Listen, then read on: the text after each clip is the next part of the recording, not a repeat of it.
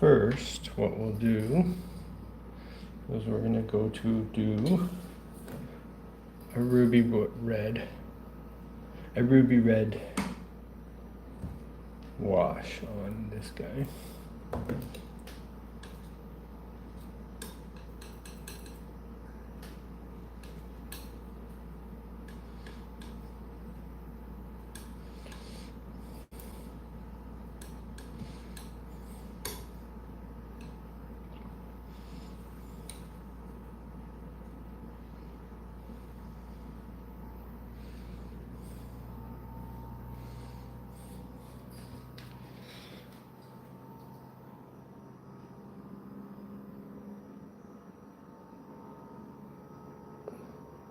That's a little heavier than I wanted. Let's see.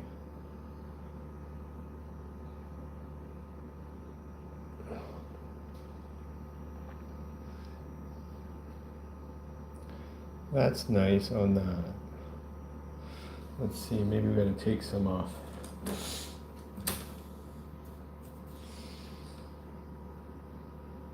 Or at least move it around or something. I did want a ruby red, but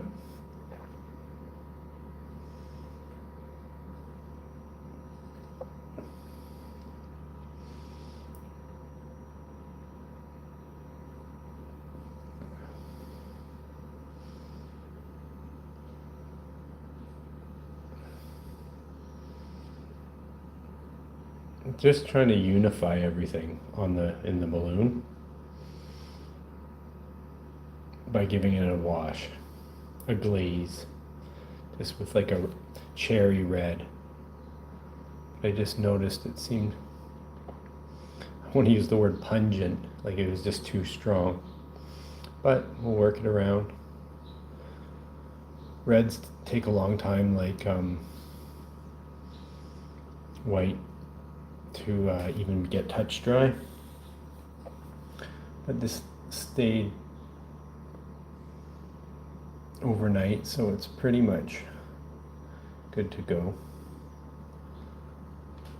It calms things down and it unifies things. There is some like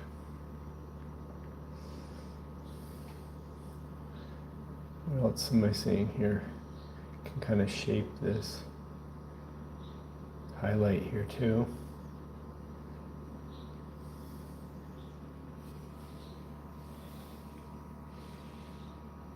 Walls are talking. What's up? Let's see here.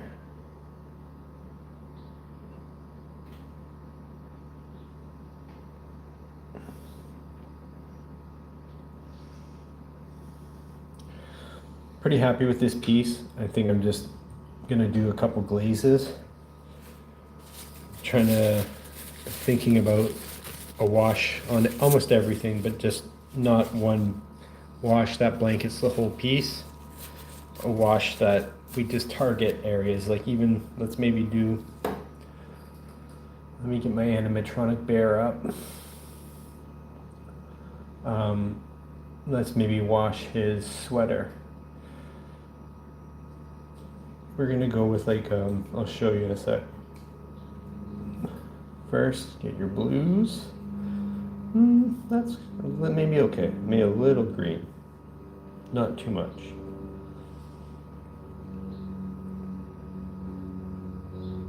I'll show you. It's not very exciting. But you see, we're doing washes, right? Glazes, if you will. This is the liquid. This is the bluey green. It's like 50%, maybe like even, there's only like 40% pigment, maybe less, 30%.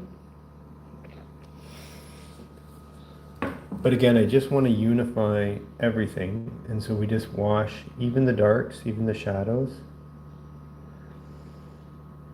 At this stage in the painting, you're not going to see anything dramatic. You're not going to be like, whoa, you're really changing stuff. No.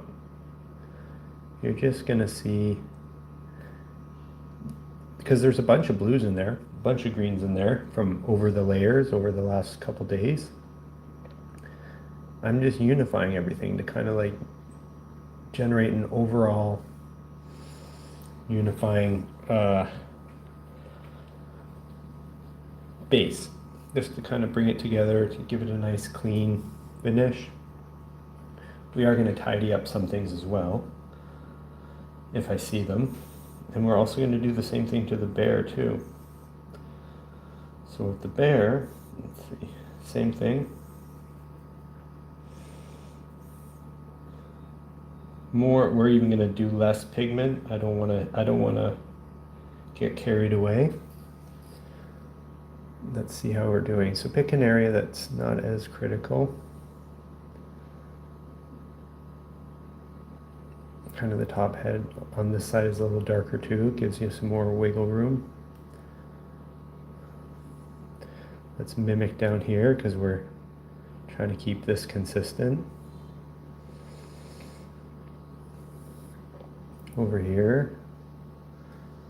So we're doing really targeted washes, and I'm not like, there are paintings that I'll wash a lot of stuff like at once.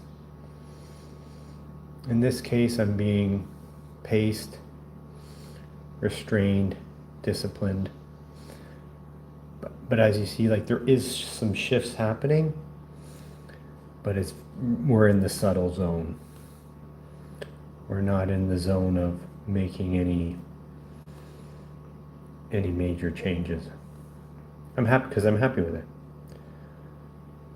Adding some flavor into the wood, sure. Adding some flavor into his feet, sure. It's just almost like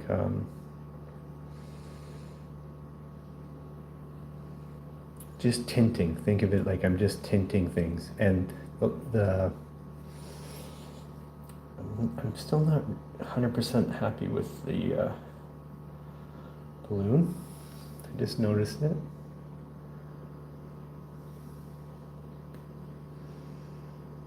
So there's just a little more pigment in this wash now, in this tint.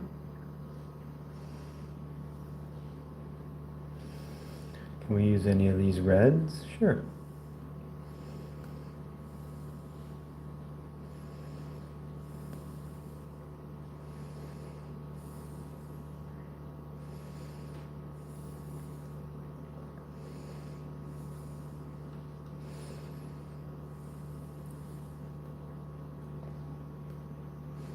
Less is more.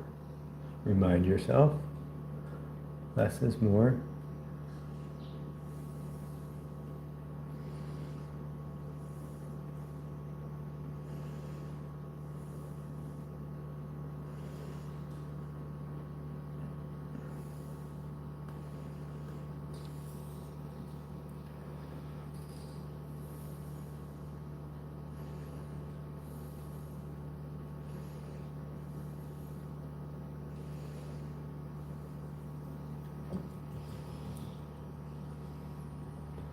Let's hit the, I think what we'll do, might help a little bit, is we're going to go a little stronger on the balloon. Not everywhere here, but just this highlight. We'll really,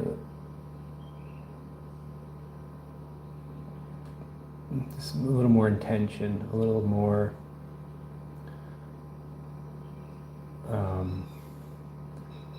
the highest of the highlights here.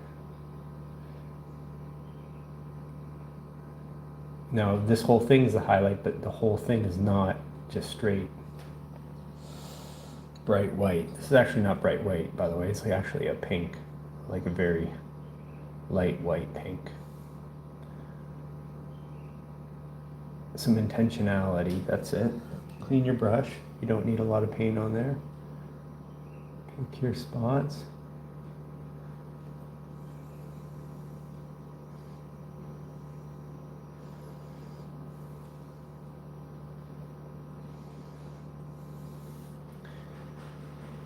This is more of like a illustrator kind of trick, but like the white black string is, you know, I mix it between white and black to wherever you need to see it. Just where it hits the light. You can also calm it down.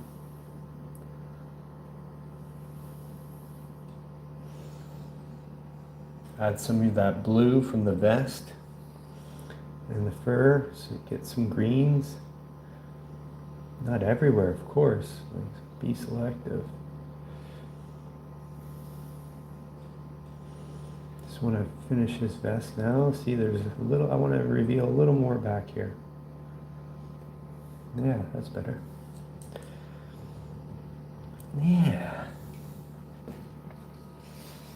Looks quite morbid. Five Nights at Morocco. Just my humble opinion on the subject front and the center, but more positive note. Your art skills are most excellent. Oliver Moore. Appreciate you. Five Nights in Morocco. The whole concept, which always changes, like one thing I've learned about me and my art is like, as cheesy as this sounds, but it's kind of like,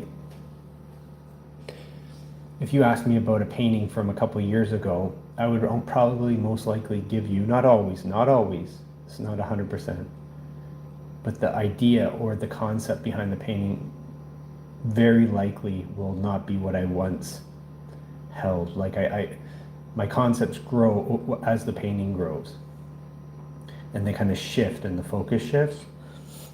But for now, this painting is based on after the apocalypse, all the AI and the animatronics and the robots, they don't perish. They survive. And so like the toys that would raise your children, they're just left staring into the abyss. That's what this whole idea is. Like, he's just like, there's nothing left, and I'm just supposed to roam around.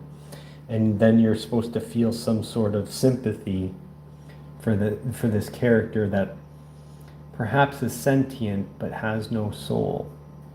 Or does it, right? That's what we're questioning here. Are these robots, you know, as they become more and more advanced, how sentient and how alive are they really? So just the idea is trying to pull on some of your emotions to think like how tragic that this bear that once cared for a child is now just roaming the planet with no more purpose, but can't die.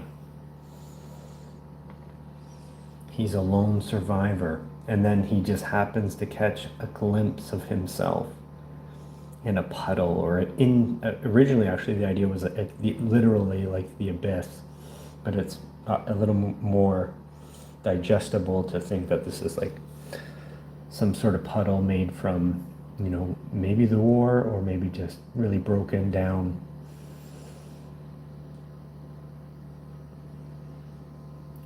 the earth breaking down like over years, and he catches a glimpse of himself in the abyss, and it's kind of like, what does that mean? Realizing that maybe there is something more than just a computer, a microchip. Is there more in there? Or questioning like, what is, you know, the existential question of what is this all about? What does it all mean? So anyway, that's the concept. On the flip side, I do always try to like take a different, like have multiple different, I've painted another robot a couple years ago now, where it was like more of a robot, the imagery, holding a balloon, and just playing with himself, like the idea of like the robots can then at some point keep themselves busy. They don't need human interaction for their survival or for their purpose. They can actually, but there's something tragic, or there's probably a better word, about a robot that's alone, because we created them to use for our advantage, for multiple reasons. And when you just see a robot that's left alone, it almost triggers something that you would see when you see like a hurt animal or something. Maybe we don't want to admit that, like, oh no, an animal's way more important, sure. But there's some sort of like something that happens when you just see this robot that's no longer has a purpose because the people or the person or the kid that he served is no longer with us. So what is it supposed to do all day?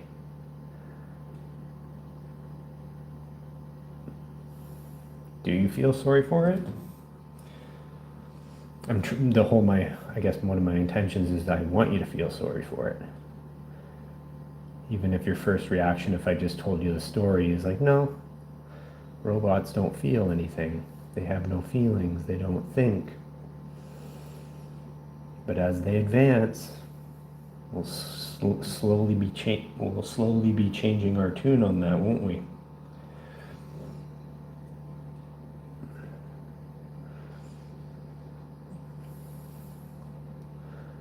And that's this little guy. Probably needs a name too, which you guys can suggest.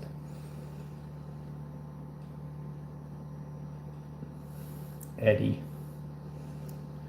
Or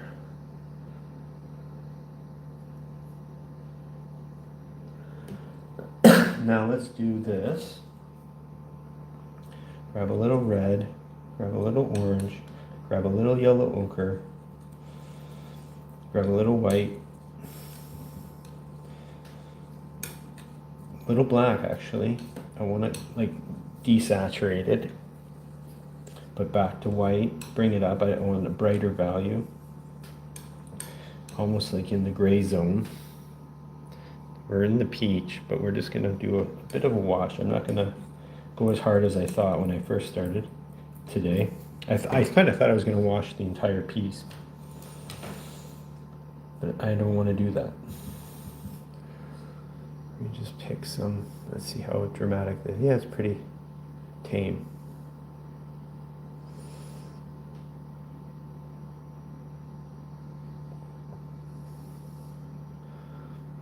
To be honest, I don't know if the painting really needs this.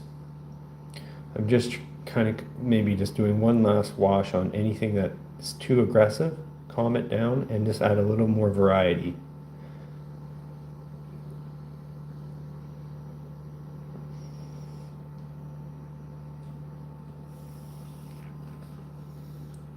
You can also kind of really sculpt this balloon shadow. It's pretty, also very subtle. The layers, so one thing is like right now you're not seeing much of a change at all, but I've been doing, multiple layers on this background for days. And over time they all start adding up, and every stroke plays a role.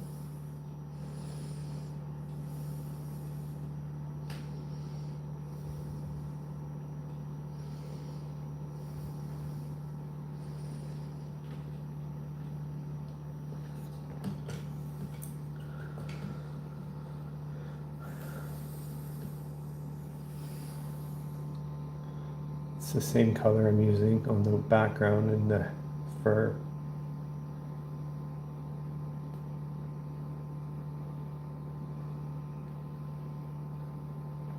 It's just like light beigey peach.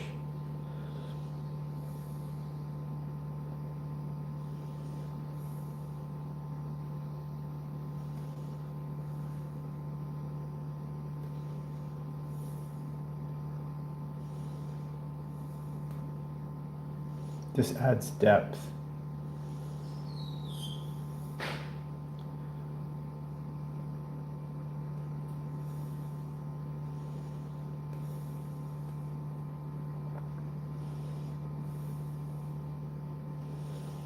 Now let's do a wash on the concrete. This one I'm not sure yet. Let me think. Reminds me of if we ever accidentally left dyno on overnight and walked in with the robo dyno thrashing around. My last job was repairing me. No way, really? No one. You repaired animatronics? That is nuts. Let me see here.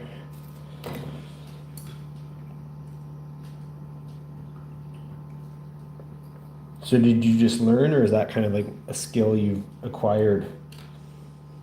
Like robotic repair and stuff. Is that something you just learned on your own, or did you study that, or how did that work? How does that work? That's wild. Impressive. I used to love that kind of stuff as a kid, like old analog electronic stuff. As soon as it became like digital, it just seemed too much for me to even comprehend. But like the days of cassettes and VCRs and old TVs, that stuff was super rad.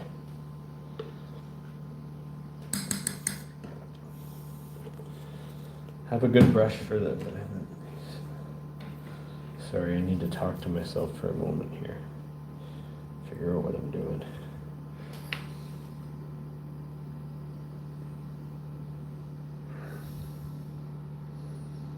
Not sure if this even needs it, but we can just quiet some areas down or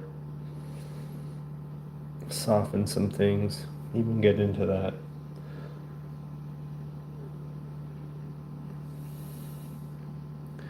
Add some more contrast.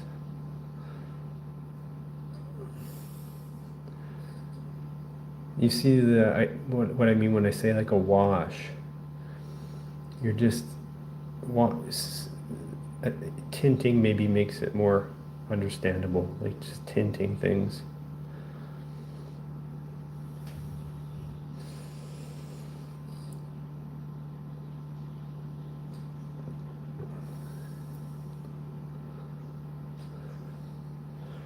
I'm just bringing the overall value a little bit, like just changing the value a little bit too. Like this is pretty bright white. Let's just calm it down.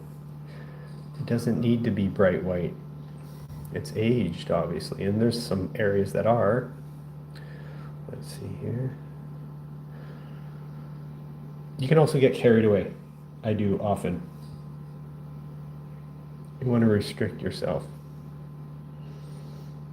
Or at least take it slowly so you can witness what you're doing, so you don't get off the rails.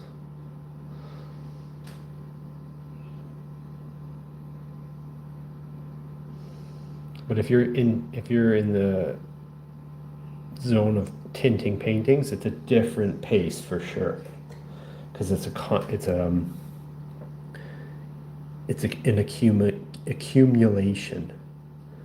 It's not something that you're going to accomplish in a day. You need to have the right mindset when you're getting into the tints, the tinting game.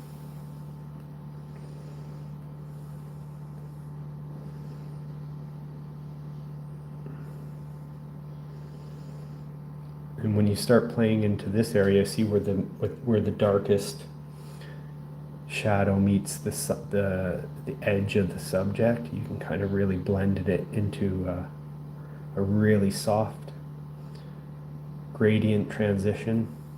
I love it.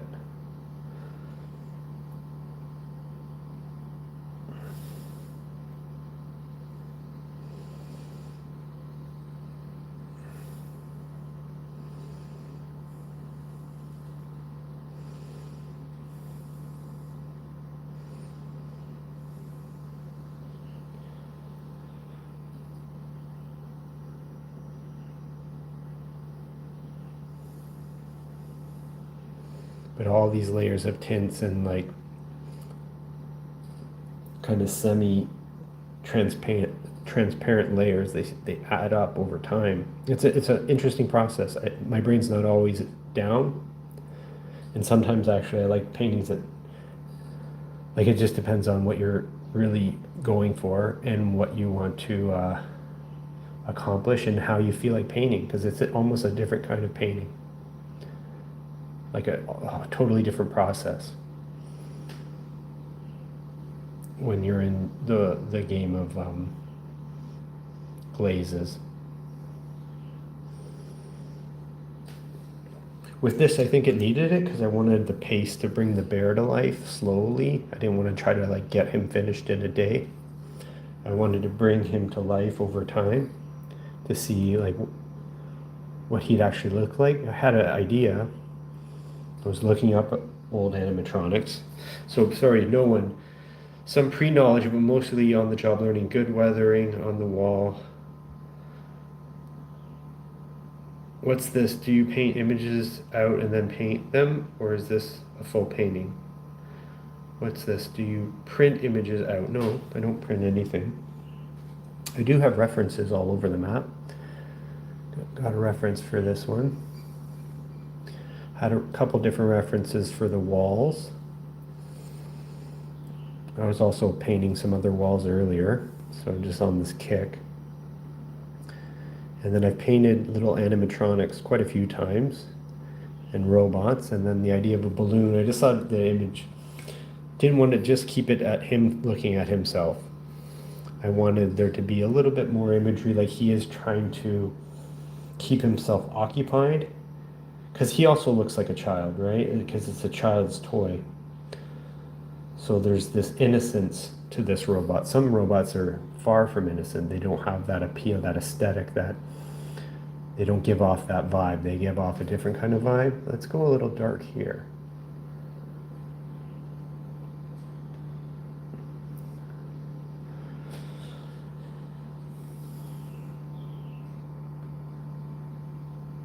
The other reason I use glazes for this piece is because it's pretty simple. It's a wall, an arch. This was a secondary thought, like an afterthought, like, oh, let's make him look at himself in a puddle. Originally, it was just a bear and an arch. And I thought to myself, if you're going to do a bear and an arch, I really want to spend some time on it. So then I thought, well, then glazing is the right strategy to do that.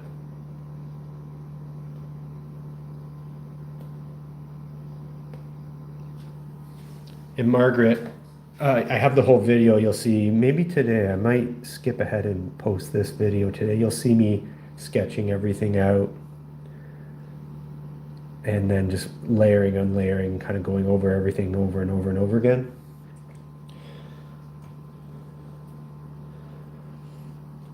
Let's add a little bit of imperfection here.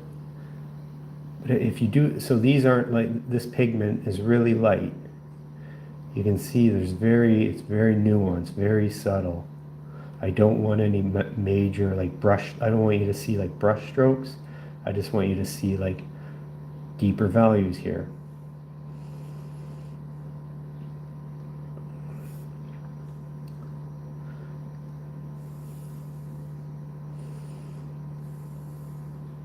Details. You could get caught up in these details for a day. I don't want to do that. Painterly is okay. Sometimes it's not. Sometimes you really want this realism and you want to spend another day on the background, on everything. I'm good with where we landed. I'm cool with it. I like it. I think I got my message across. But no one, so some experience in that. So is there still a market for that? Is that what you still do sometimes? I wonder if the reoccurring green glow makes, oh, interesting. No, and you got ideas for days, and I appreciate it. No, I just, let me show you, because I went, you'll see the transition right now. I'll explain it. Oh my God.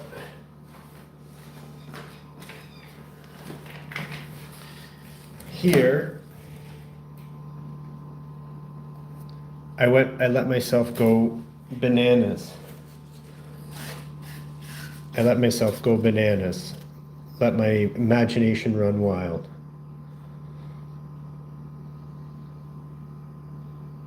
This one,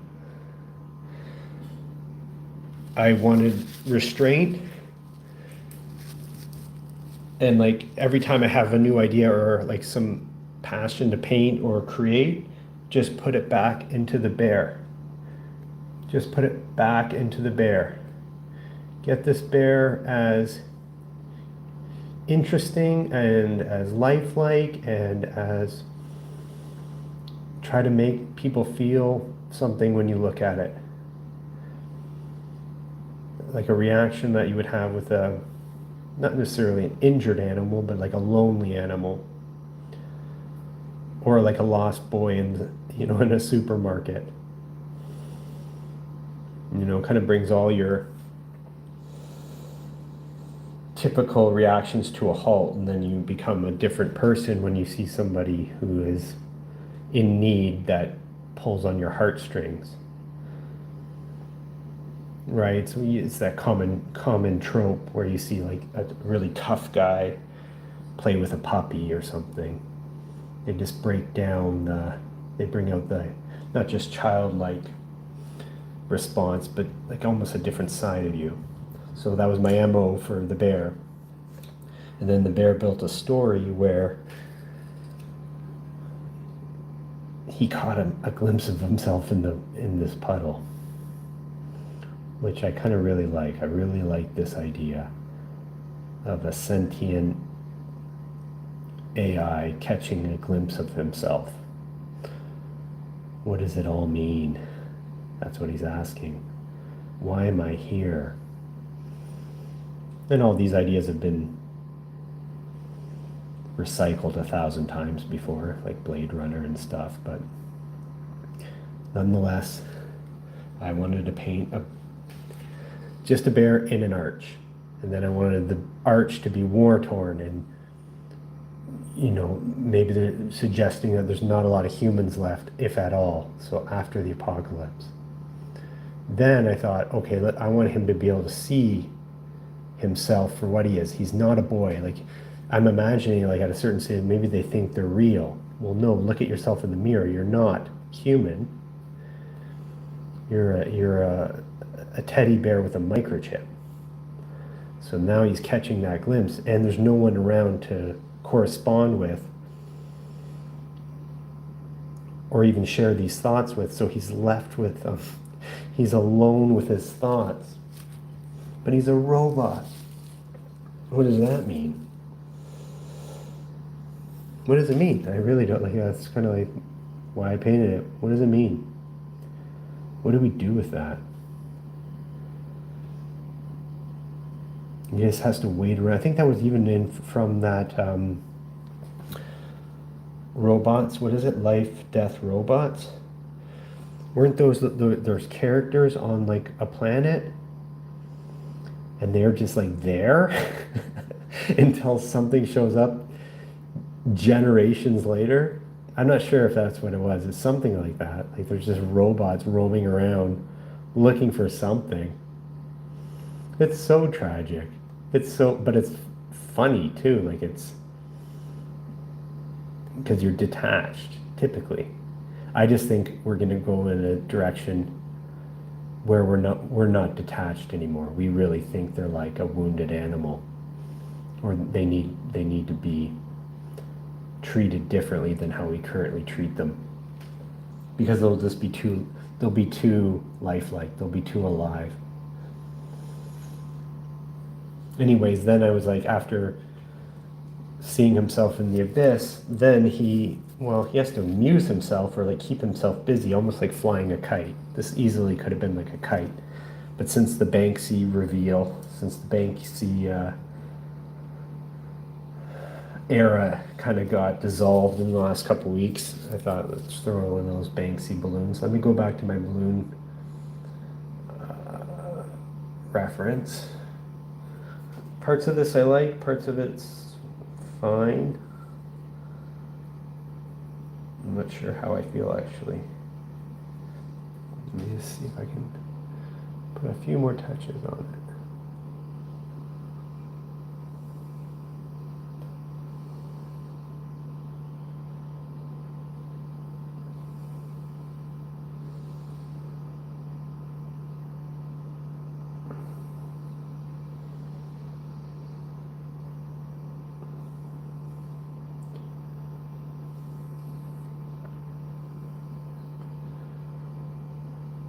one of my main things you'll hear me say over and over again, because I say it to myself, it doesn't have to look right, it just has to look good.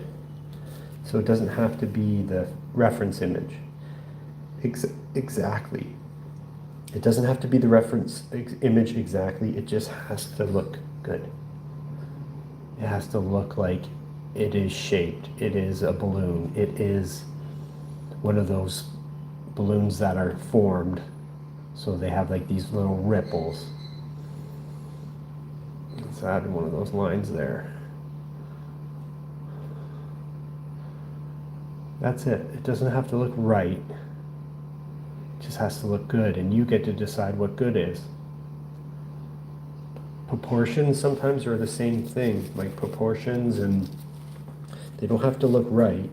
Now, I think there's other artists and even professionals or teachers that will tell you what I just said is a bunch of horseshit. But that's not how I think. Just make it look good. I don't care about proportions, or sometimes I do. I'll walk that back a little bit. That's not true completely. In order to make something good, sometimes it needs to be proportionate. Fair enough. But overall, my MO is just make it look good. And the only reason I say that is because when you're looking at the reference photo, it's not quite the same as the reference. But don't get discouraged, just make it look good. It doesn't have to look right. It doesn't have to be the exact reference photo.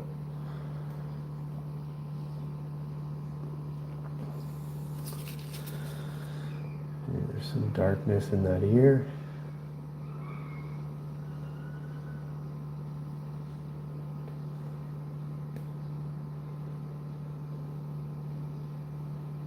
Some darkness in that nose.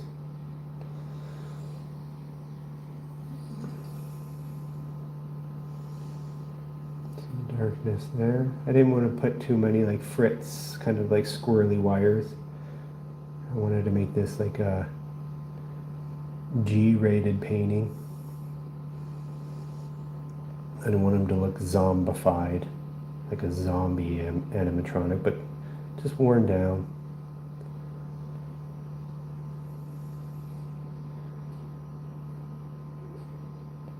Can I convince you to feel for him?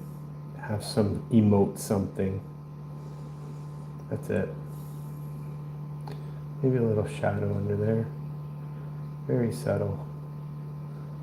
Clean up some of these stairs. As you can see, I'm not like putting these like a line across. It's all warped and confused. It's little scuffs, it's little nuances over and over again. Build it up.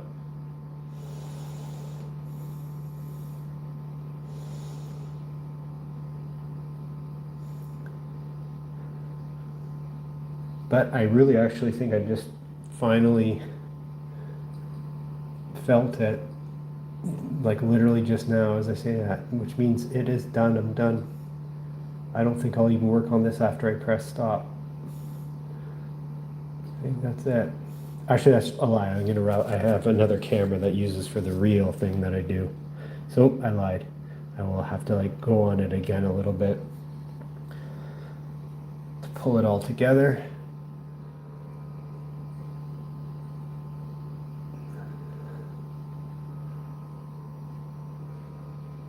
I have a camera for, like a phone camera for my lives. And then I have a camera that just stays on a tripod, like a phone camera that I use for my reels.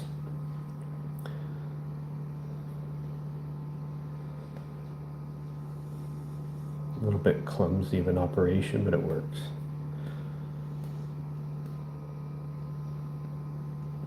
Let's go a little higher here. And you know what? We are going to put a little bit of this definition. So this is like a dark brown, not black, not brown, and very gently just kind of sculpt the edge of his little mouth. Very gently add a little more details in that fur.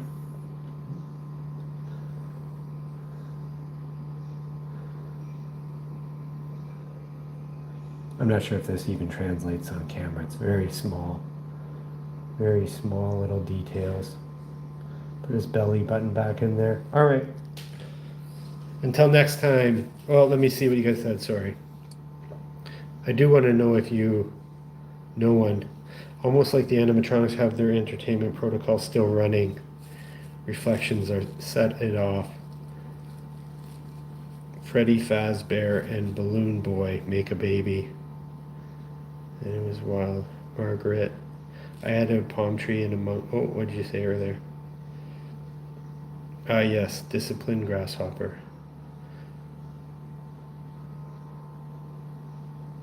Yeah, give him a hug, right?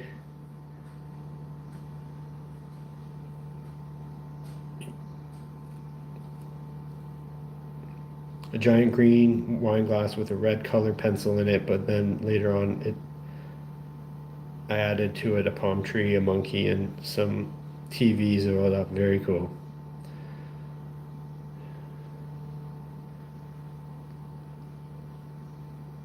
I love how the balloon blends into the wall. I try to give it some shadow there. Right is restrictive, good is expansive.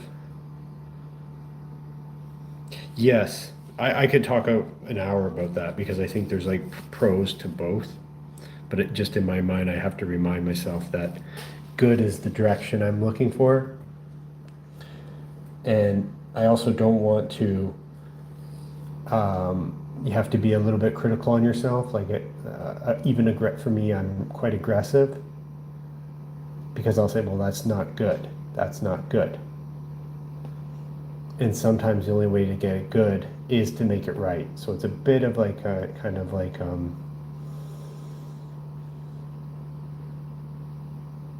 not a juxtaposition, it's a little bit of like a paradox. That's the word I was looking for. But for another time. Anyways, no one, I want to know, next time I'll ask you about your animatronic history too. Guys, I'm out. That's it.